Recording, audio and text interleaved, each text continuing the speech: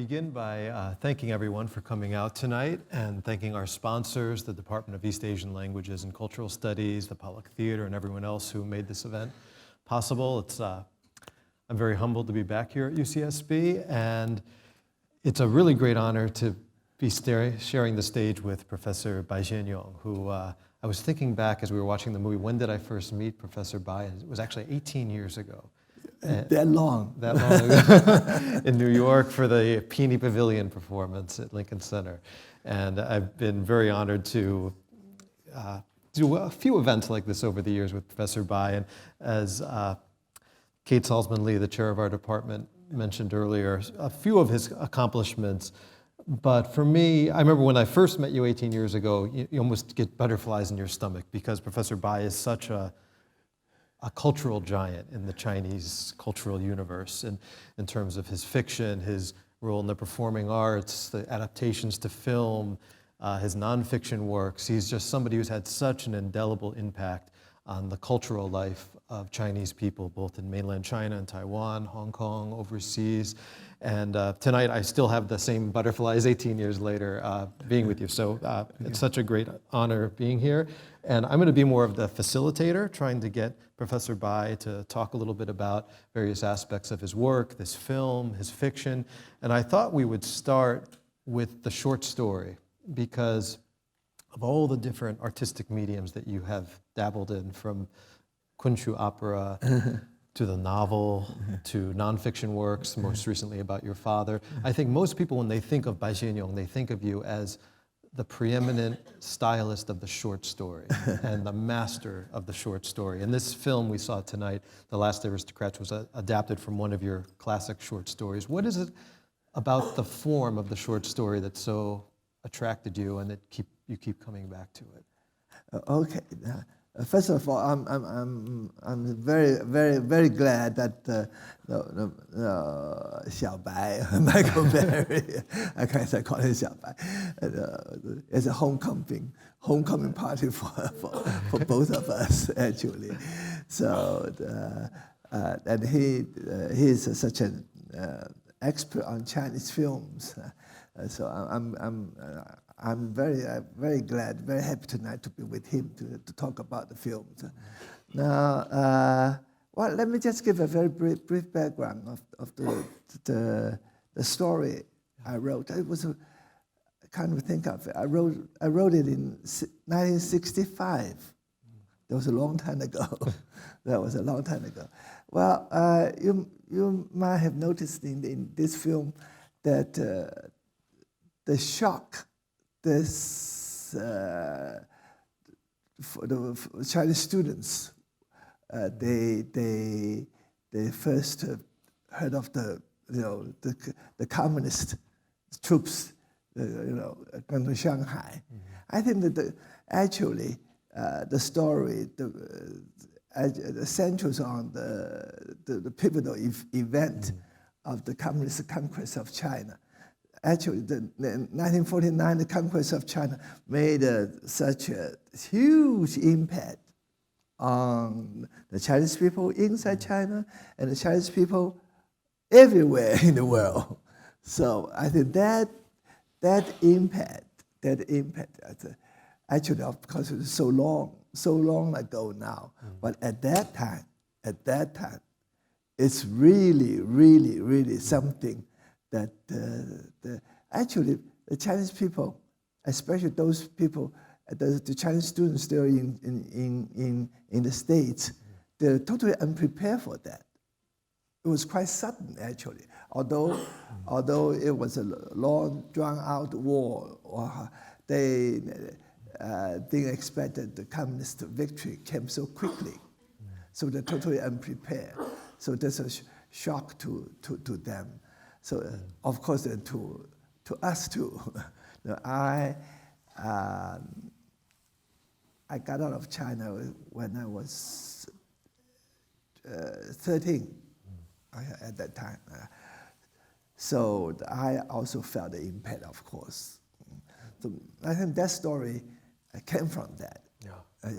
So it came from the background. Sure. It came from the background. Of course, some the characters have some prototypes for, you know. So not necessarily the realistic portrait of someone, but it's a composite picture of all the Chinese students who were studying abroad. You know what happened to them, and some survived, some become a drifter, just like Li Tong. And of course, the 1949, these last couple of years, there's been a kind of, it's become a hot topic in the Chinese cultural world. There's been books like Long Ying-tai, the former Minister of Culture in Taiwan, wrote a book called The Big River, the Big Sea, about 1949. Of course, it's always carried this very indelible, painful memory for some, and a different memory for others. In mainland China, they talk about liberation. In Taiwan, they talk about it as the loss of China. And although you don't see it played out on screen in this film, it's certainly this kind of off-screen trauma that's haunting all of the characters and driving them forward. And do you want to talk a little bit more about the impact of 1949 also on your other work and how I think come to think of it, all my works, so I think somehow center around this theme, the change after 1949. So I think in different ways, like Taipei and those the ton of people who migrated to Taiwan. And that led a different face for them. Those have gone abroad and have a different weight. I think it's a matter of survival. How to survive the Chinese. Those in China too. So I think, come to think of it, when I look back, actually the Chinese are great survivors. We survive all these calamities. All this, of course, some of them, like Li Tong, she ended in tragedy. Some of them ended, quite a few actually ended, but a majority of them survived. And could you take us back to 1965 when you wrote this original story? What were the conditions under which you wrote it? Where did you write it? How did it all come together? Of all the places, I wrote it in Iowa in the cornfields.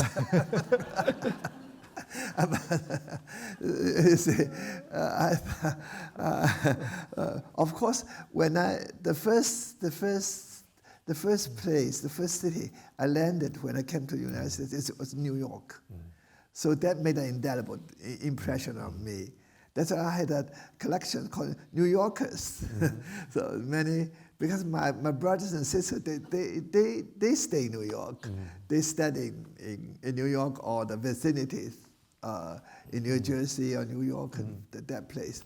So I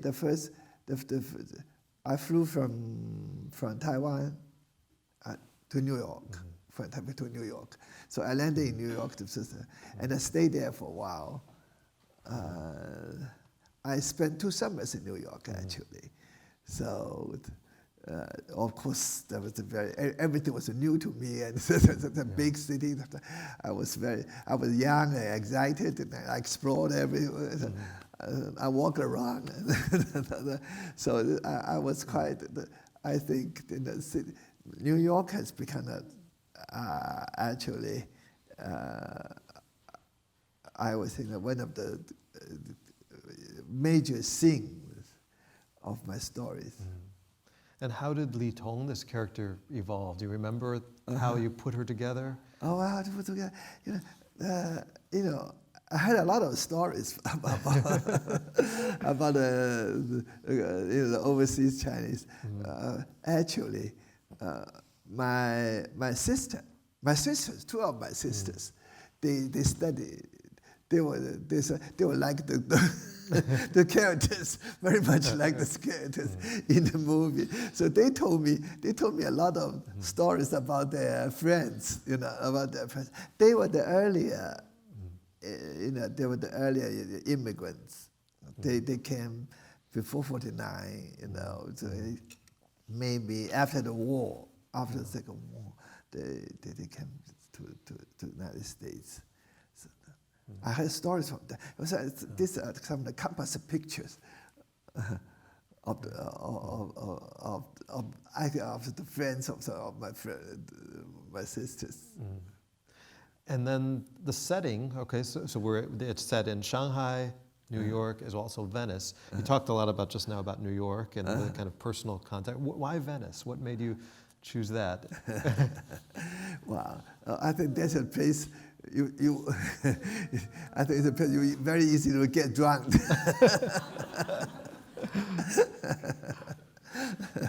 Well, I think that's a very, very, that city impressed me. Very, very beautiful, incredibly beautiful. But it's kind of it's also a very sad city. It's melancholy. Yeah. That can give you kind of a melancholy. So it's a good, very good thing to commit suicide. And then if we jump forward almost 25 years to the adaptation of the short story into film, this film actually had a lot of firsts. It was the first mainland Chinese feature-length film to be shot almost exclusively on location in the United States. It was the debut of a lot of major actors. You see a young Pu Cunxin as Chen Yin in this film, who later became a superstar. You see a young Ying Da and all kinds of major actors here. I think it was probably your first short story to be adapted in mainland China. That was the first one. And so it was a kind of a major work, and it was directed by Xie Jin, who was really a legendary figure in the Chinese film world. And maybe we could talk first about your relationship with Xie Jin and Xie Jin, what yes, kind yes, of... yes. I met him first in Los Angeles. There was 1986, I think. He came here for some festival. So I met him in Los Angeles. Now we were talking about, he was very much interested in my works, because I think he is great at creating the female characters in his film, like Hibiscus Town, Stage Sisters. So he was great at that. So he was very much interested in some of the female characters I created. So we talked about that. So we had immediately we had some kind of some kind of mutual understanding with each other, because of course our background too. He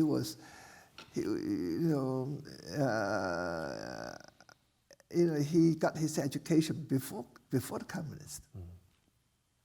So we had a common background. Common background. So we spoke the same language, more or less the same language. When he spoke to me, Yes.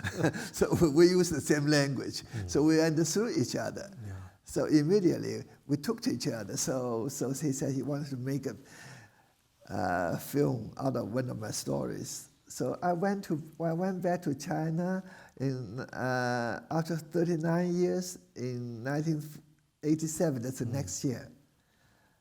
So he sought me out. So we began to work on a script first. How involved were you in the script writing process? I was very much involved in the script actually. For example, the last scene, the character, the White Russian. That's my idea.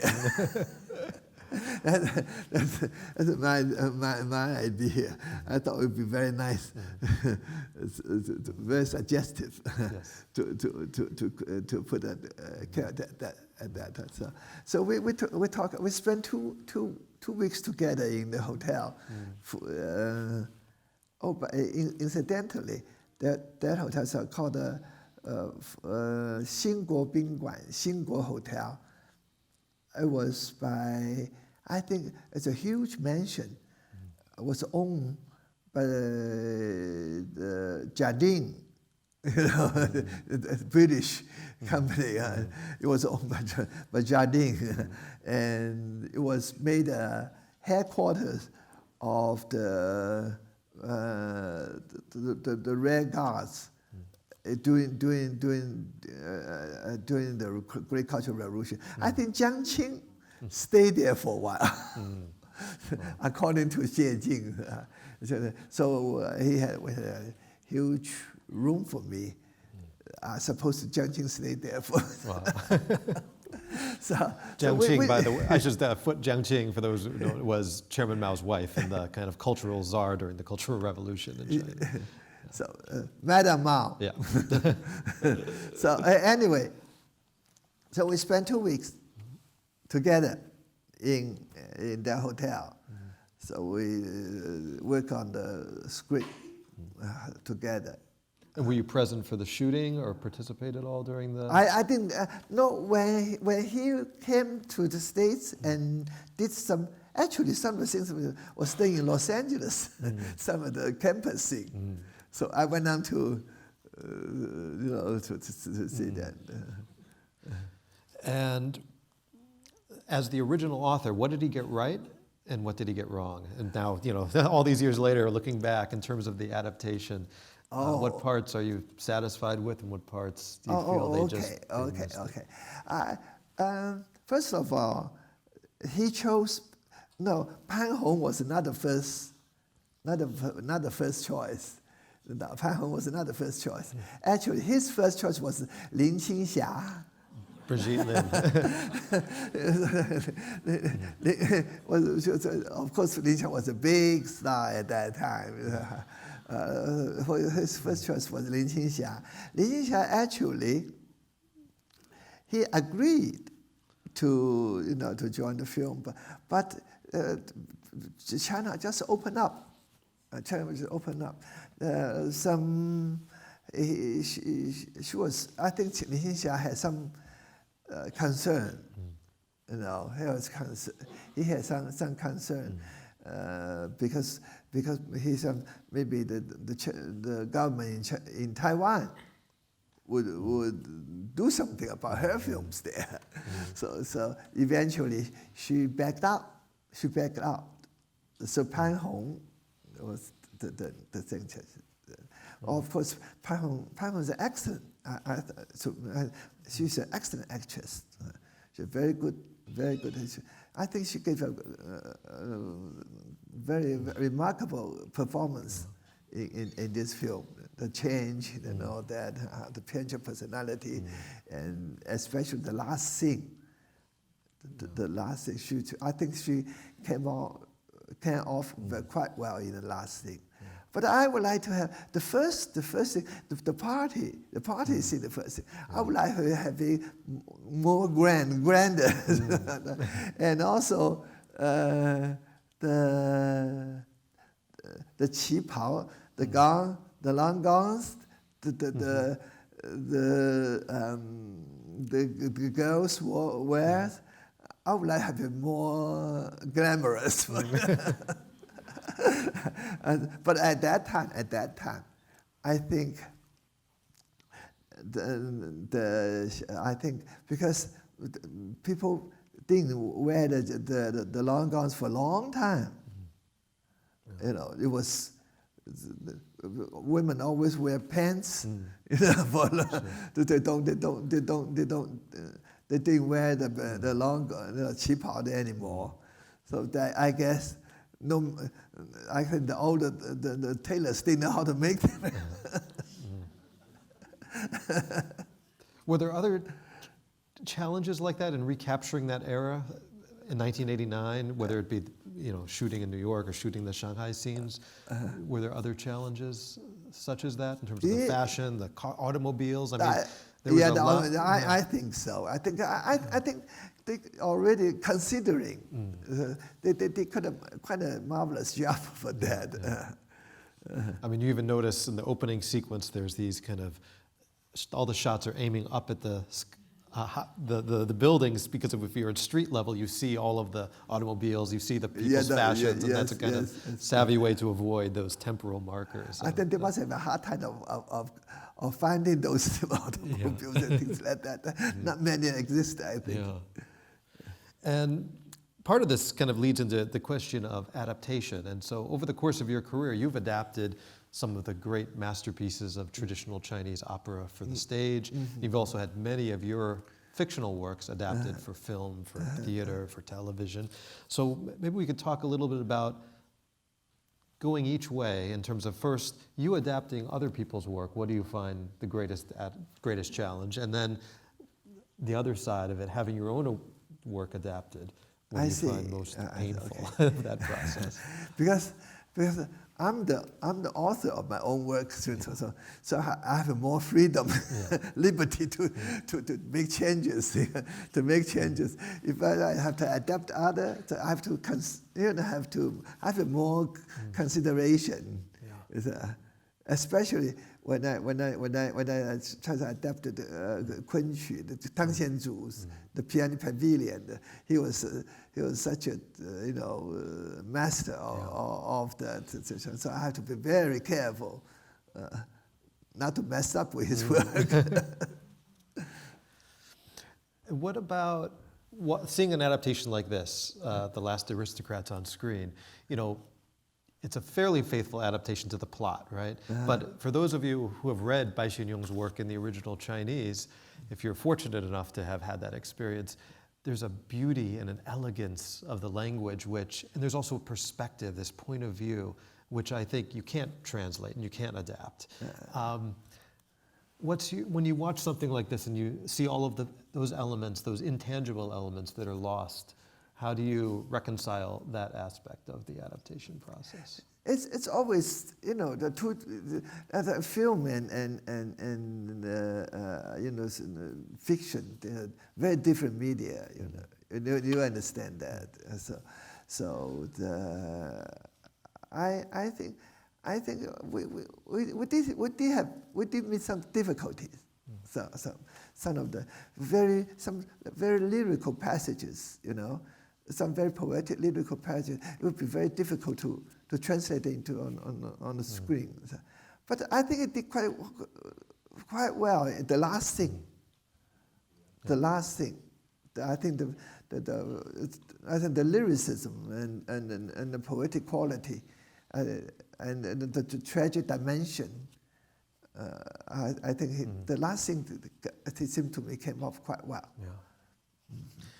This next question, I'm going to put you on the spot a little bit and have you self-analyze your work a little, because there's only a handful of writers in the Chinese-speaking world whose work really, in modern literature, really has the staying power that continues to be adapted, continues to be read, to be loved by audiences throughout different regions. I mean, there's Jin Yong, there's Eileen Zhang, and there's Bai Xianyong. There's probably three of the most common names. What do you think, at the core of your work, what is the element that you think so attracts readers and brings them back generation after generation and brings people to adapt your stories over and over again? What is that core element? That's a good question. I ask myself all the time. when they keep doing this again and again. Or another way to ask it would be, what makes a short story a Bai Xianyong story? What is that characteristic? I think that maybe the characterization, characters. I think maybe I have some interesting characters that attract the filmmakers to do the film. I think you need a strong character or sharply characterized. So we have a lot of undergraduates here from UCSB who unfortunately didn't have the opportunity to take classes with you while you were teaching here. And for those here that might be artists, writers, film directors, what advice would you have for them about having a life in the arts today and about creativity and creating stories and creating anything? I think I've always been a dreamer. So you've got to have some dream. So pursue whatever you think that's so important to you. So don't think of it. Don't be afraid. Just go ahead. So especially when you are young, some setbacks mean nothing. Just keep trying. Do whatever you think is the most important for you.